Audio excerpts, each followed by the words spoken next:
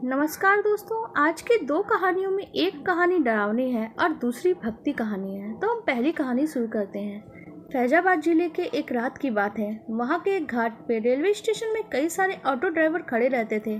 सभी सवारी आते, एक एक करके उसमें बैठाते और वो चले जाते थे। जैसे ही रात ज़्यादा होने लगी, ज़्यादातर ड्राइवर अपने घर को चले गए।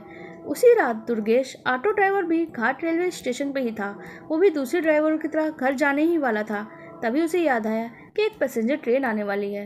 दुर्गेश के साथ करीब 3-4 और ऑटो चालक उसी पैसेंजर ट्रेन के इंतजार में रुक गए, क्योंकि थोड़ी एक्स्ट्रा कमाई सभी को चाहिए होती है।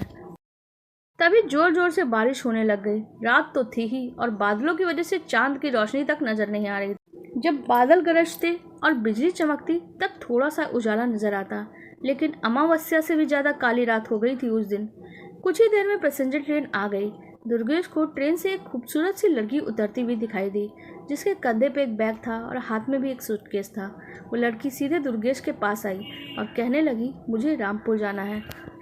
दुर्गेश ने कहा, अभी आधी रात हो रही है, इसलिए किराया ज़्यादा लगेगा और ऑटो तो मिलेंगे नहीं। 700 रुपये किराया लगेगा। अगर सुबह जाएंगी तो मैं 200 रुपये में छोड़ दूंगा। लड़की ने जवाब दिया, नहीं, मुझे अभी ही जाना है। आप मुझे लेकर चलिए, मैं पैसे दे दूंगी। दुर्गेश ने कहा, मैडम आप पहले पैसे दे दीजिए, मैं आपको सही सलामत घर तक छोड़ दूंगा। लड़की बोली, अभी मेरे पास सिर्फ 300 रुपये हैं, ये रख लीजिए। घर पहुंचते ही आपको मैं 400 रुपये और दे दूंगी। दुर्गेश ने पैसे लिए, जेब में रखे और कहा, ठीक है मैडम, ऑटो में बैठ जाइए। कुछ देर में ही दुर्गेश ने उस लड़की को घर के पास पहुंचा दिया। वो लड़की ऑटो से उतरती है और घर के अंदर चली जाती है। दुर्गेश अपने 400 रुपये के इंतजार में बाहर ही खड़ा रहता है, लेकिन करीब आधा एक घंटा बीत जाता है। वो लड़की लौटकर ही नहीं आती है। दुर्गेश के मन में हुआ कि अंदर जाके देख लेता हूँ, वो अब तक क्यों नहीं आई। उसने घर की घंटी बजा दी और जोर जोर से आवाज़ लगाने लगा।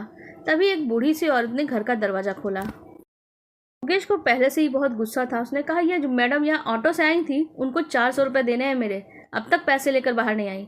बुढ़िया थोड़ी हैरान सी होती है और बोलती है, कौन सी मैडम, यहाँ तो मैं और मेरे पति के अलावा यहाँ कोई रहता ही नहीं। हाँ, पहले मेरी बेटी जरूर रहती थी, लेकिन वो 5 सालों से अब यहाँ नहीं रहती। दुर्गेश बोला, तो अब कहाँ रहती है? मैंने शायद आपकी बेटी को ही यहाँ छोड़ा है, एक बार अच्छे से देखिए।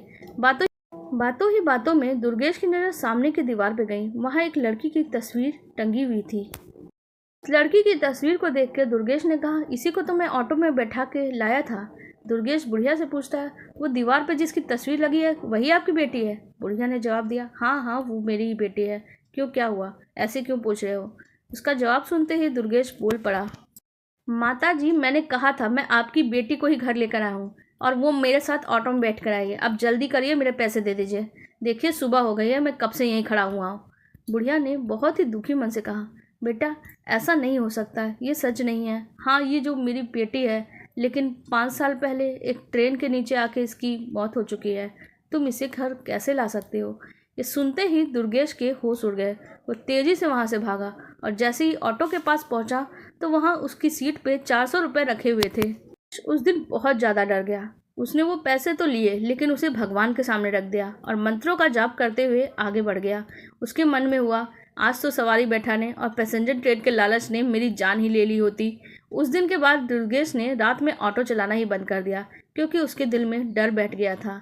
वो सिर्फ दिन में ही सवारी लाता और ले जाता। रात को वो आराम से घर में सोता है, क्योंकि ये डर उसके दिल में हमेशा के लिए बैठ चुका था। हमारी अगली कहानी भक्ति कहानी है, तो चलिए हम भक्ति कहानी शुरू करते हैं। दोस्तों, आज की कहानी एक भक्ति कहानी है। कैसे की बाबा श्याम ने मदद, क्यों हुआ जो बुरा था उसे अच्छे समय में कैसे बदल दिया बाबा श्याम ने। संजय शाम को थका हुआ घर पहुंचा तो उसकी पत्नी सुजाता ने पूछा, क्या बात है, आप इतने परेशान क्यों हैं? कुछ नहीं, बस ऐसे ही, संजय ने टालते हुए कहा।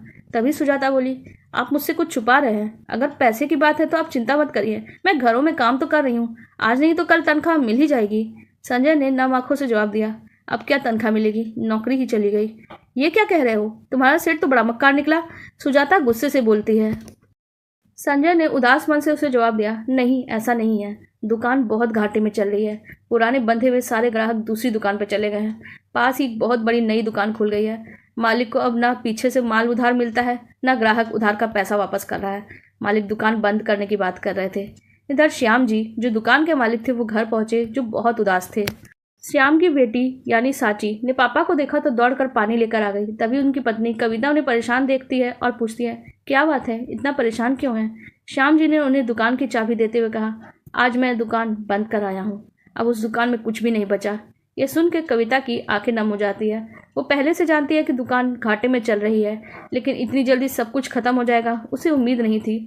फिर भी अपने आप को संभालते हुए श्याम जी से चाबी ली और कहा, आप चिंता मत करिए, ये चाबी मैं मंदिर में रख रही हूँ। और बाबा श्याम की एक तस्वीर की तरफ इशारा करके कहा, हमारी दुकान को वो ही शुरू करवाएंगे। ये सुनकर श्याम जी के चेहरे पे एक फीकी सी हंसी आ गई और जो कुछ देर में गायब हो गई। अगले दिन श्याम जी घर के आंगन में बैठकर सुबह का अखबार पढ़ रहे थे। आज ना तो दुकान जाने की जल्दी थी और ना ही अपने नौकर संजय को फ़ोन करने की। इधर संजय भी सुबह उठकर बहुत परेशान था। उसे लग रहा था अभी मालिक का फ़ोन आएगा और उसे डांटते हुए कहेंगे, अभी तक घर में बैठा है, दुकान कब खोलेगा। इसी सब के बीच बैठे बैठे श्याम जी को ध्यान आया, उन्होंने पिछले महीने ही बिटिया का ब्याह पक्का कर दिया है। अगर उनके समधियों को ये बात पता लगी तो वो ना जाने क्या सोचेंगे।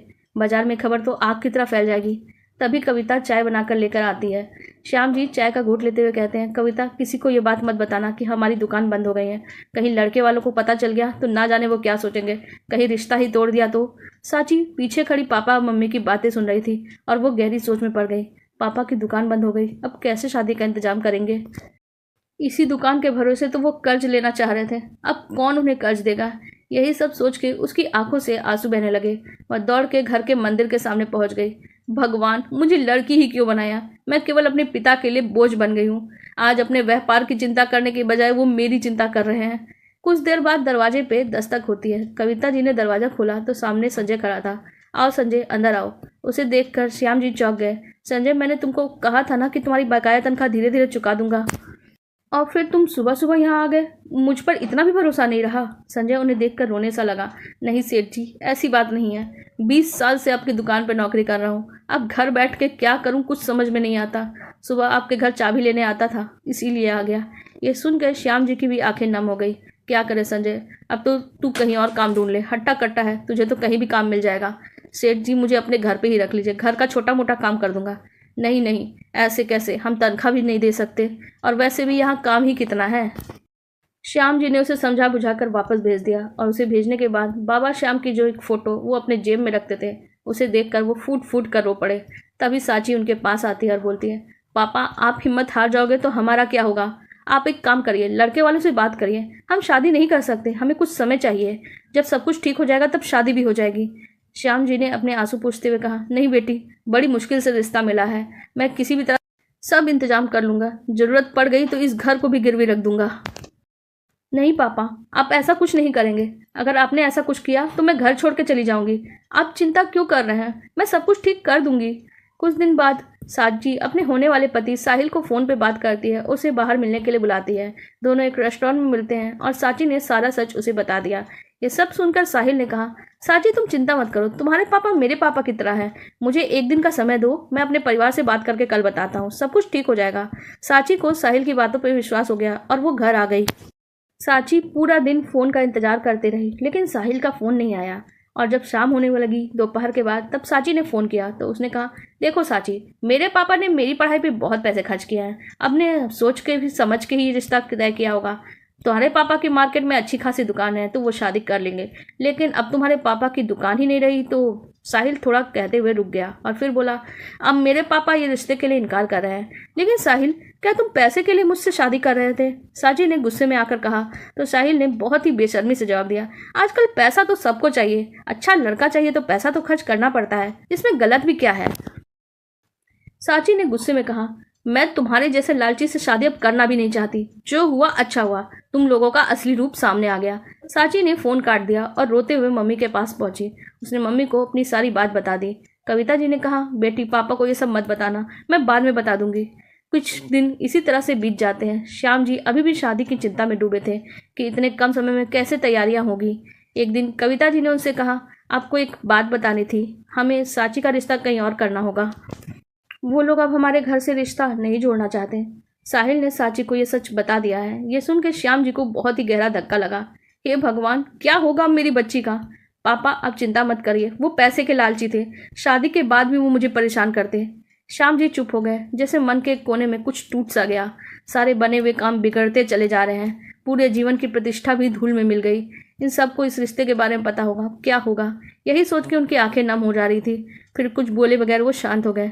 2-3 दिन बीत गए, तब कविता जी ने कहा, चलिए अब मेरे साथ बाजार चलिए। कब तक घर में बैठेंगे, मुझे कुछ सामान लाना है। श्याम जी बिना किसी सवाल जवाब के चलने के लिए तैयार हो जाते हैं। कविता जानती थी उन्हें बहुत ही गहरा सदमा लगा है, जिससे उन्हें बाहर निकालना ही है। अब श्याम जी बाजार पहुंच जाते हैं। श्याम जी चुपचाप खरीदारी करते हुए देख रहे थे, जैसे उन्हें किसी चीज़ से कोई मतलब ना हो। तभी कविता ने कहा, आप यहाँ बेंच पे बैठ जाइए, मैं अंदर स्टोर में जाके सामान ले आती हूँ। भीड़ में परेशान हो जाएंगे आप। श्याम जी वहीं बेंच पे बैठ गए। कुछ देर बाद किसी ने पीछे से उनके कंधे पे हाथ रखा। श्याम जी ने मुड़कर देखा तो उनके बचपन का दोस्त मनोहर खड़ा था। अबे तू यहाँ क्या कर रहा है? मनोहर ने जब पूछा तो श्याम जी ने फीकी हंसी के साथ जवाब दिया, कुछ नहीं, पत्नी को कुछ सामान लेना था, बस उसी के साथ आया हूँ। मनोहर ने पूछा, तेरी दुकान कैसी चल रही है? दुखती रग पे हाथ रखती श्याम जी उदास हो गए। अब तुझसे क्या छिपाना, दुकान में बहुत घाटा हो गया, इसकी वजह से बेटी का रिश्ता भी हाथ से चला गया। मनोहर ने डांटते हुए कहा, अरे इतना सब हो गया, तू मुझे एक फ़ोन भी नहीं कर सकता था? वो भाई दिमाग नहीं चल रहा। कहाँ चल रहा है मेरा दिमाग? अच्छा तू बता, क्या हाल चाल है तेरा? श्याम जी ने बात को बदलते हुए कहा, तू वो सब छोड़, चल मेरे साथ। मनोहर बोला। श्याम जी ने पूछा, कहाँ मगर? मनोहर ने कहा, चल बस, भाभी से मैं बात कर लूँगा। वो स्टोर के अंदर गया और कुछ ही देर में बाहर आ गया। चल मैंने भाभी से बोल दिया है, खड़ा हो। श्याम जी ने उसके साथ चलने का फैसला किया। अब जैसे उन्हें कोई फ़र्क ही नहीं पड़ रहा था। मनोहर उन्हें एक बड़े स्टोर पर लेके पहुँच जाते हैं।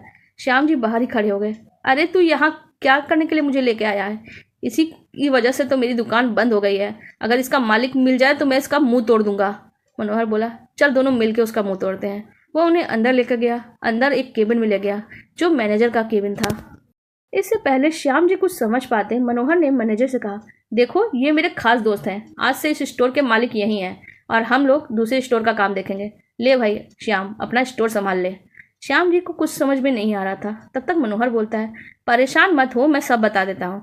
मैंने तुझसे कई बार कहा था तरक्की तो कर लूँ, लेकिन तू अपनी छोटी सी दुकान से खुश था, इसलिए मैंने तेरे पास ही ये स्टोर खोला। आज से ये तेरा स्टोर है। मेरे 12 स्टोर अलग से शहरों में है। हमारी एक कंपनी है और जो इन स्टोर को फ्रेंचाइजी देती है। श्याम जी बोले, लेकिन मेरे पास तो एक भी पैसा नहीं बचा। इस पर मनोहर बोलता है, मुझे सब पता है, तुम चिंता मत करो, इसीलिए मैंने तुम्हें बनाए बगैर इस स्टोर को तुम्हारे नाम पर रजिस्टर्ड कर भी दिया। पिछले 6 महीने से इसे ही चला रहे हैं, वो भी प्रॉफिट में। बस तू अब यहाँ बैठ और ये सब कुछ तुम्हारा ही है। धीरे धीरे कंपनी का लोन चुका देना और ये स्टोर तुम्हारा हो जाएगा।